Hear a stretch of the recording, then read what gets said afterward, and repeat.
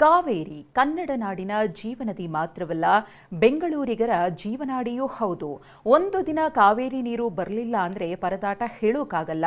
ಅಂಥದ್ರಲ್ಲೀಗ BWSSB ಇಂದಿನಿಂದ 3 ದಿನ ನೀರು ಬಂದ್ ಮಾಡಿ ಬಿಗ್ ಶಾಕ್ ಕೊಟ್ಟಿದೆ. ಬೀದಿ ನಲ್ಲಿಯನ್ನೇ ಅವಲಂಬಿಸಿ ನೀರನ್ನು ಹಿಡಿತಕ್ಕಂಥ ಜನಗಳಿಗೆ ಬಹಳಷ್ಟು ಇದರಿಂದ ತೊಂದರೆ.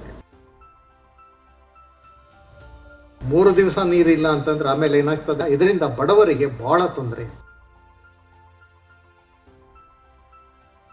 ಒಂದೇ ಸತಿ ಎಲ್ಲಾ ಪಂಪಿಂಗ್ ಸ್ಟೇಷನ್ಗಳನ್ನ ಮುಚ್ಚಿ ನಿರ್ವಹಣೆ ಮಾಡೋದಕ್ಕಿಂತ ಒಂದೊಂದನ್ನೇ ಮುಚ್ಚಿ ನಿರ್ವಹಣೆ ಮಾಡಲಿಕ್ಕೆ ಸಾಧ್ಯ ಇರತಕ್ಕಂಥದ್ದನ್ನ ನೋಡಬಹುದು.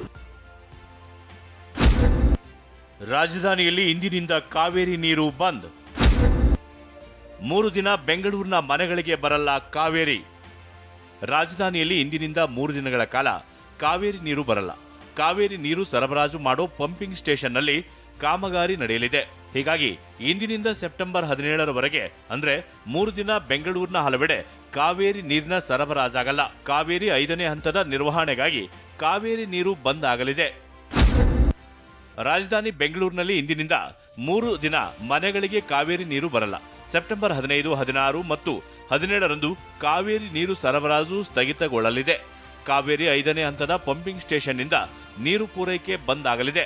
ಸೆಪ್ಟೆಂಬರ್ 15ರ ಮಧ್ಯರಾತ್ರಿ 1ರಿಂದ ಸೆಪ್ಟೆಂಬರ್ 17ರ ಮಧ್ಯರಾತ್ರಿ 1 ಗಂಟೆಯವರೆಗೆ ಕಾವೇರಿ 5ನೇ ಹಂತದಲ್ಲಿ 60 ಗಂಟೆ ಕಾವೇರಿ ನೀರು ಪೂರೈಕೆ ಸ್ಥಗಿತವಾಗಲಿದೆ. ಕಾವೇರಿ 1, 2, 3 ಮತ್ತು 4ನೇ ಹಂತದಲ್ಲಿ 24 ಗಂಟೆ ನೀರು ಪೂರೈಕೆ ಸ್ಥಗಿತವಾಗಲಿದ್ದು, ಅಗತ್ಯ ನೀರನ್ನ ಸಂಗ್ರಹಿಸಿ ಇಟ್ಟುಕೊಳ್ಳುವಂತೆ ಜಲಮಂಡಳಿ ಮನವಿ ಮಾಡಿದೆ. ಇನ್ನು 3 ದಿನ ದಿಢೀರಂತ ಕಾವೇರಿ ನೀರು ಬಂದ್ ಮಾಡ್ತಿರೋದಕ್ಕೆ ಸಾರ್ವಜನಿಕರು ಕಿಡಿಕಾರ್ತಿದ್ದಾರೆ.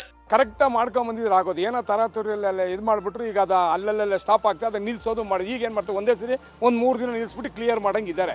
ಇದೇ ಸಮಸ್ಯೆ ಆಗಿರೋದು ಇಲ್ಲಿ. 3 ದಿನ ಸಿಟಿ ಜನರಿಗೆ ನೀರಿನ ಅಭಾವ ಎದುರಾಗಲಿದೆ. ಇದನ್ನೇ ವಾಟರ್ ಟ್ಯಾಂಕರ್ನವರು ಅಸ್ತ್ರವಾಗಿಸಿಕೊಂಡು ಡಬಲ್ ವಸೂಲಿ ಮಾಡುವ ಭೀತಿಯು ಜನರನ್ನ ಕಾಡ್ತಿದೆ. ಶಾಂತಮೂರ್ತಿ, TV9 ಬೆಂಗಳೂರು.